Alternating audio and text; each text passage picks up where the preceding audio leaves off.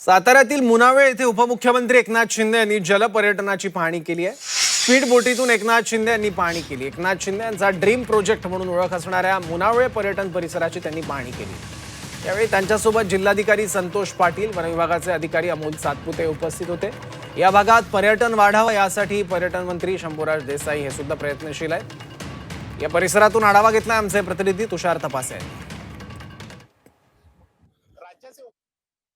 शिंदे हे 3 दिवस झाले आपल्या दरेगावी आहेत आणि खरं तर ते या भागात आले तरी त्यांचं काम थांबताना दिसत नाहीये। कारण या ठिकाणी जो काही रोपवे केला जाणार आहे मुनावळे ते वासोटा, त्या किल्ल्याच्या वासोटा किल्ल्याला जो रोपवे होणार आहे त्याची पाहणी करण्यासाठी अधिकाऱ्यांना घेऊन आता उपमुख्यमंत्री एकनाथ शिंदे त्या दिशेने निघालेले आपल्याला इथं पाहायला मिळतात।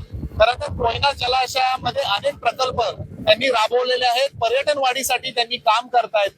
या ठिकाणी जो मुनावळे जो ठिकाण आहे त्या ठिकाणी देखील विविध वॉटर ऍक्टिव्हिटीज त्यांनी सुरू केलेल्या आहेत। त्याचबरोबर अनेक पूल या कोयना धरणावर ते बांधतायत, जेणेकरून इथला जो स्थानिक तरुण आहे तो याच ठिकाणी त्यांना रोजगार मिळावा त्याच्यासाठी ते प्रयत्न करताना आपल्याला पाहायला मिळतात। खरं तर जवळजवळ 100 कोटी रुपयाची तरतूद या रोपवेसाठी करण्यात आलेली आहे। हा महत्त्वाची बाब आहे, कारण वासोटा किल्ला हा पर्यटकांसाठी नेहमीच पर्वणी असते।